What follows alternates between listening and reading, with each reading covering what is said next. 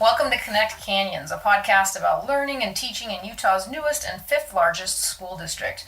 Learning is about making connections, and as the name of this podcast suggests, we're here to invite our listeners to connect and learn with us. This is a show about what we teach in Canyon School District, how we teach, and why. In the coming months, we'll get up close and personal with some of the connection makers, personalities, programs, and prospects that make our schools click. We'll meet national experts too, including today's guest, Dr. David Parker, an author, professional speaker, and educational leader who is dedicated to improving how we communicate with one another and building what he calls authentically inclusive climates and cultures. Dr. Parker, welcome to Connect Canyons, and thanks for joining us. Thank you very much, and it's wonderful to be here in Canyon School District.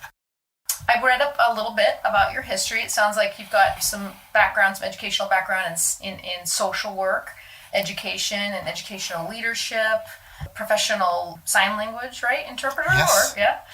And then you're an author of a series of books called The Best Me I Can Be series. Yes. Yeah. Yes. And so you were invited here today to welcome our counselors, psychologists, Yes. nurses, therapists, school resource officers to a new year and kind of talk about their role in maintaining school environments that are authentically inclusive.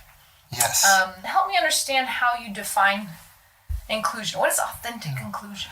I'm excited that you've asked me to be here and talk with the listeners because when you introduced today, you talked about how we teach and why.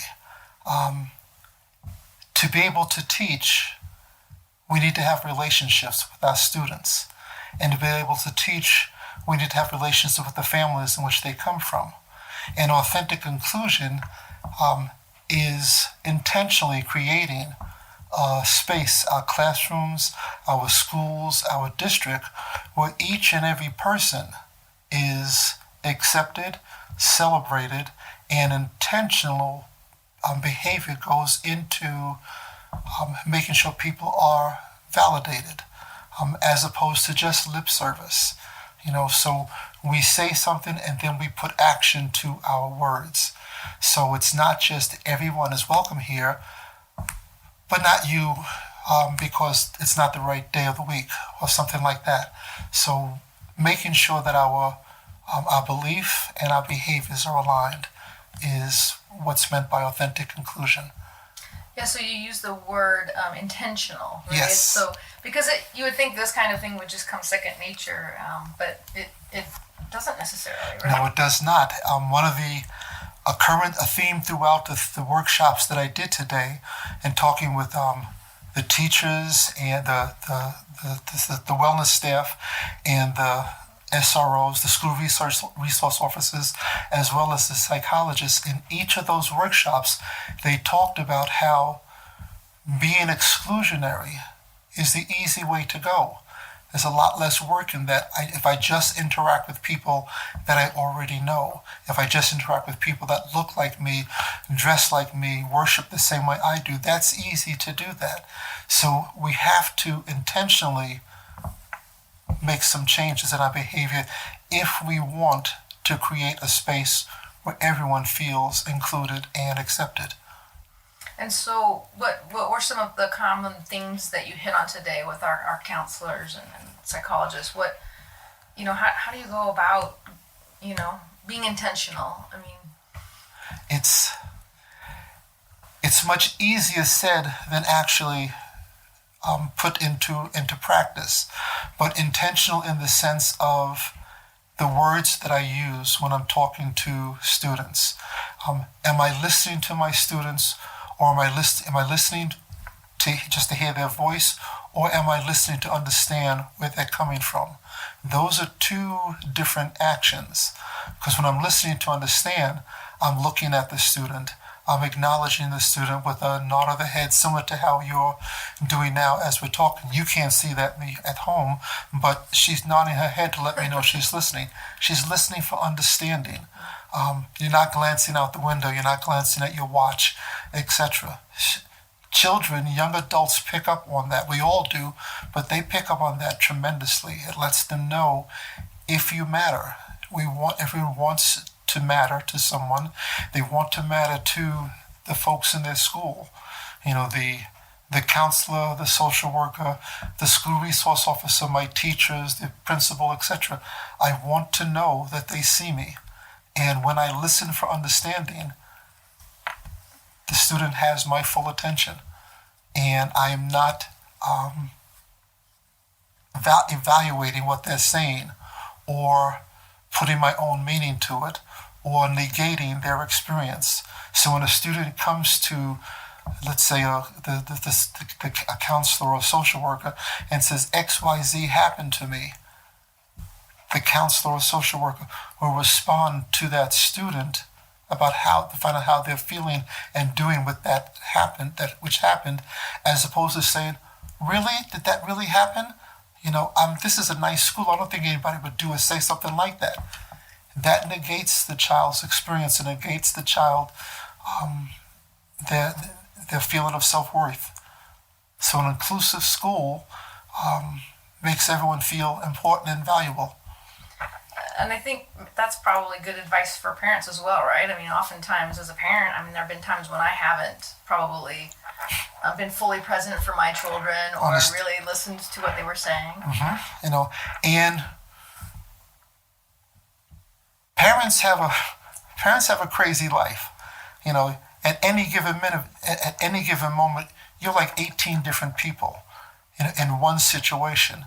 But over the course of time, your children realize that sometime they're there 100% and sometime I'm only going to get 75%, but there's a relationship that's there and a trust that's built up from the consistency of the interaction. With the teacher, even though that's the person I see second to the amount of time I spend with my family, that consistency isn't the same. And there's more questions that the student might have about the teacher's care about them as opposed to the consistent relationship they have with their parents, because you've known your kids since they were kids. Right. Mm-hmm. Being aware of the types of things that can cause us to not behave in a way that is accepting and inclusive.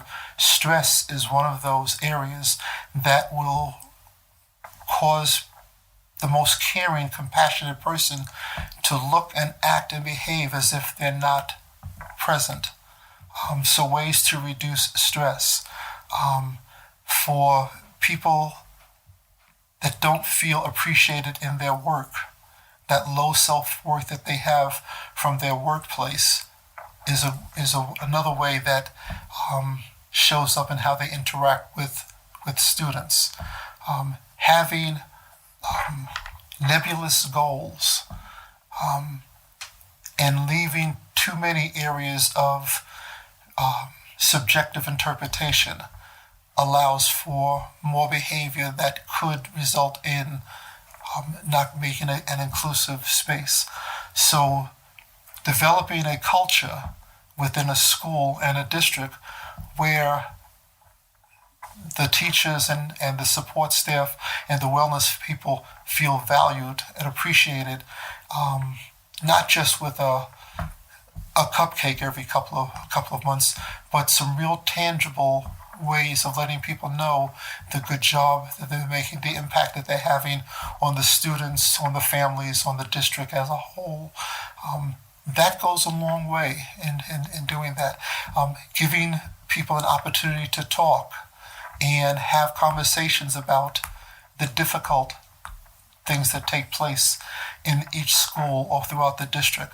Because when the students come back from the virus and they come back, they're going to come back with a lot of questions, a lot of experiences, a lot of misconceptions. How prepared are we to have conversations about the full range, gamut of what students are going to want to talk about? Because if I can't talk about those things, that could interfere with how I will learn or what I will learn. Mm-hmm. Are we prepared to have those conversations? Are we prepared to do that reflection that's needed to make those intentional changes? It seemed today from the conversations in the workshops that the support people, the wellness folks, the school resource officers, and the psychologists are already to do that work. And each workshop indicated, you're talking about very hard work that has to be done, but our children are worth it. That's an exciting thing to hear. That's very exciting, especially for someone like myself that works with schools all over the country. And I don't always hear that. So it's exciting to be in a place where everyone was saying that it's hard work. I'm afraid, but I'm ready to do that. And well, that's fantastic. What I think what's fascinating too is our school resource officers and our therapists. I mean, they're on the front lines, and as you said, they do have such an opportunity to make so much difference because they encounter so many different children, right, in a given day, in a given month, in a given year. And probably when you're in the trenches, you lose sight of that. Probably don't ever lose sight of the weight of the responsibility, but maybe just the upsides to that, right? The empowerment that you should feel to make a positive difference in their lives. Because from the resource officer perspective, as best as I can understand it, they see students at their worst. They're not called into a classroom or called into a situation because student XYZ is doing something marvelous. That might be a rare exception, but more times than not, they're called upon when something is going wrong. So for them to see that they can have a long-lasting positive effect on not just the students that they're working with, but students all around them, I feel that they need to know that.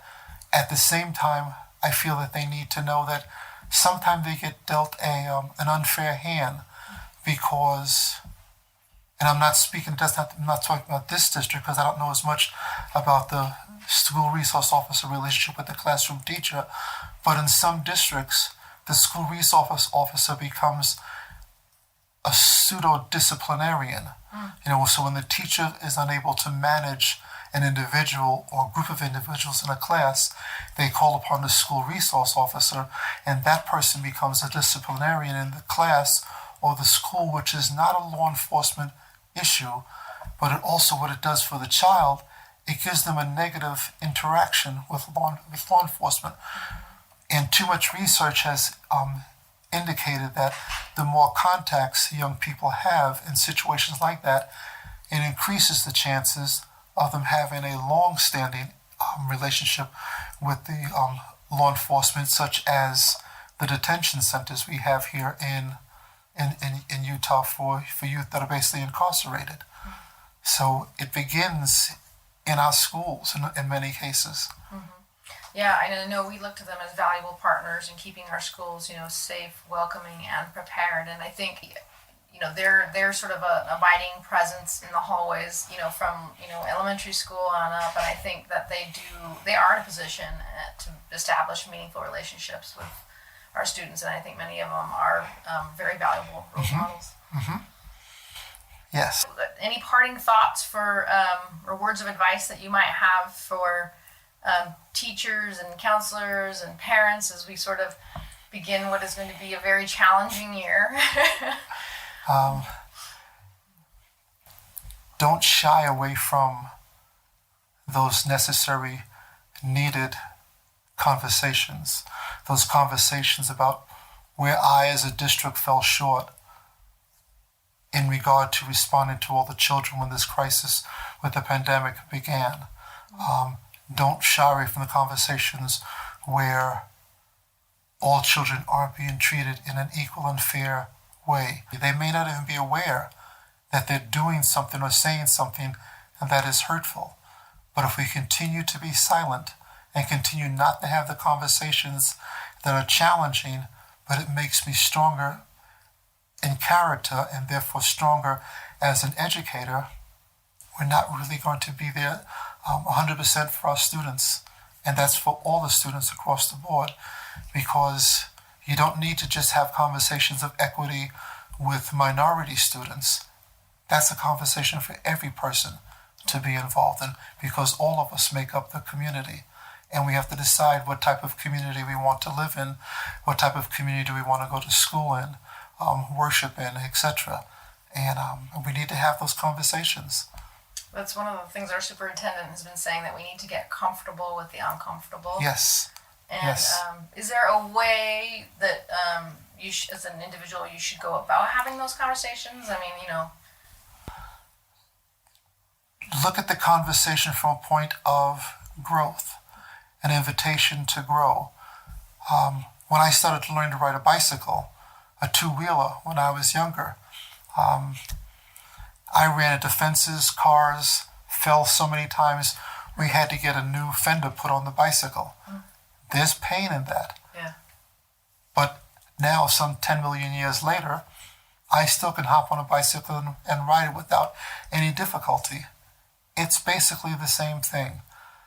Getting through these conversations about fairness and inclusion, and what is my role in continuing an unfair situation. Those are painful, but the other side is so exciting. The other side is so exciting and refreshing for everyone. That's wonderful. It's sort of like the subject of the podcast, right? Which is making connections and Yes. build relationships by learning and growing together. Yes. Really. It's never easy, but it's always worthwhile. Yes. Never easy, but always worthwhile. Yep. Well, I sure thank you again for taking time to Thank chat. you. It's been a long day for you, and anyway, I look forward to hopefully crossing paths again. Sounds good to me. I look forward to it as well. And thank you, everyone, for listening to this podcast today. Join us again for the next episode of Connect Canyons, a podcast sponsored by Utah's Canyon School District. If you have any comments for us, questions, or ideas for topics you'd like us to explore, email us at communications@canyonsdistrict.org.